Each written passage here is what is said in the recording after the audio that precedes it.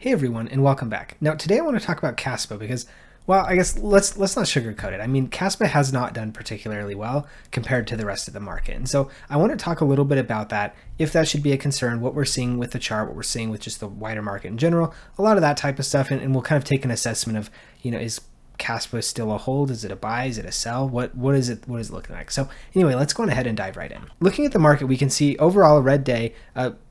Sand, Peanut, Radium, Popcat, so basically some memes and some of these metaverse tokens that we saw pumping are the ones kind of leading the way down. We are still seeing a decent mix about things going up, though. We can see, again, particularly the Ethereum ecosystem still doing relatively strongly while the rest of the market pulls back.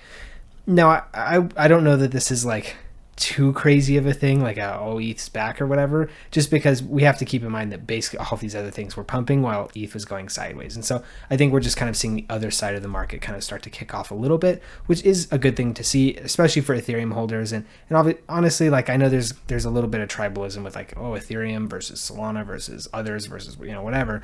But like, I think it's good to see everything do well, just because obviously a rising tide lifts all ships. And like it or not, I mean, maybe this cycle will change it, but at least so far, like, Ethereum is kind of the one that like sets the watermark for what the other altcoins can do, right? I mean, if Ethereum hits 500 billion, well, that means we could probably see another one maybe hit 100 or 200 or whatever. And if Ethereum hits 1 trillion, then now it's like, okay, well, maybe some other coin can hit 500 billion. And so that's kind of at least how the market has been measured so far.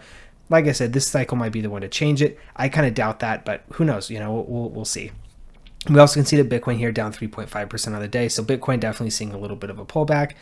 But overall, things looking, like I said, not terrible. We are seeing a little bit of a retrace here. Kaspa down a little bit over here, just shy of 0.5%. So, I mean, the thing about Kaspa not moving particularly well is a double-edged sword, right? I mean, when things go down, Kaspa doesn't really do anything. When things go up, Kaspa doesn't really do anything. And so we are going to take a look into that. Looking at the chart here, we can see we were in that descending channel. We have broken out, at least what it seems. We've broken out and have held above it, and it looks like we might continue to hold above it.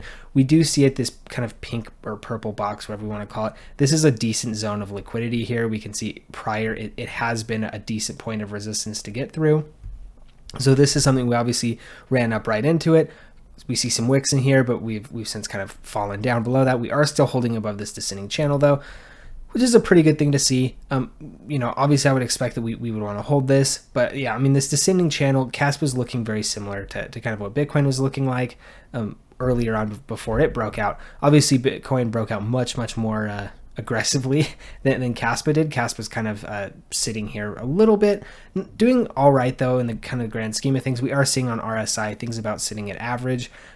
We have seen volume spike a little bit, but still not as much as what we've seen in some of the other alts. But particularly, I kind of think the important thing to note here is if we do look, I mean, we still have not seen highs or like all-time highs out of Kaspa, which a lot of other things kind of already have done or kind of are looking to do here shortly. And so that's kind of what we're looking at on the chart. If you are wanting to buy, sell, trade, do whatever with Kaspa, you can feel free to use my link to Margex down below. You can trade up to 100x leverage if you are interested in doing that. They also do up to $10,000 in deposit bonuses. So if that's something you're interested, really good deal there. Also, they have no VPN or KYC needed. So if you essentially you just go on, sign up, and get started trading, which is really good to see. So if you are interested, like I said, just feel free to check my link in the description below. Now, moving on, I wanted to discuss a little bit more about kind of what the future could potentially look like for Kaspa. Because overall, as I mentioned, kind of at the beginning of the video, I don't think it's any secret to anybody, Kaspa has really not done particularly well. And kind of like what I've said with a couple other alts that have been lagging a little bit, I don't necessarily view this as too much of a concern. I do think that we haven't really seen the majority or the bulk of alt season. Some of the alts that have pumped so far, generally I would say are like VC tokens or maybe just kind of like the market leaders, right? I'm thinking that those are the ones that are probably going to do the best this bull run, but there's plenty of others that can still do really, really well. And there's a lot of things that Kaspa has not seen yet that a lot of these others have seen that I do think will kind of boost this claim. And so what we can see here, altcoin season index climbing back. We're sitting at about center for all intents and purposes. So we are climbing closer to altcoin season, but we've not actually seen altcoin season kind of really come around yet. So things looking good from that perspective. Also, if we look at the total crypto market cap excluding Bitcoin, we can see we have actually broken the highs that we saw back in March, but only just barely. We're kind of just sitting kind of just above. It's almost like we flipped the resistance, turned it into a support. We've seen some wicks moving to the upside, but haven't really been able to hold any sustained upward pressure. And so, we haven't really seen altcoin season kick off kind of in the degree that some of us might have expected. We can see the volume up huge. And this is really what we want to see. Volume looking really, really good so far. And so that's one thing that I do think is looking good. So overall, I still don't think that like Kaspa is a concern. It might be kind of a mid to late type of cycle player, and it does really well then. Who knows, it may not even really kick off too much this cycle, just because so much of the technology is so experimental. I mean, BLOCKDAGs are a relatively new thing. They just released KRC20s. The overall Kaspa ecosystem itself is really not super well built out yet. There's still a lot of building going on there. There's a lot of geopolitical pressures with the team being based primarily in Israel, so there is that level of like kind of difficulty there also. And so, there's kind of a lot of things that aren't necessarily totally lining up just right for Kaspa. Also, there is the fact that Kaspa was a fair launch, which in my opinion is a fantastic thing.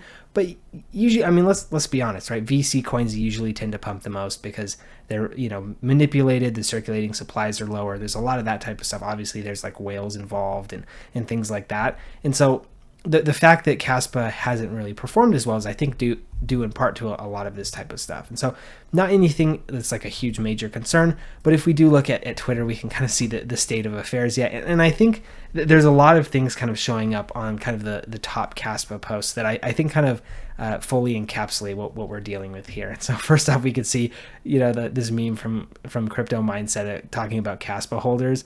And I think this is probably feeling pretty on brand for most of us so far.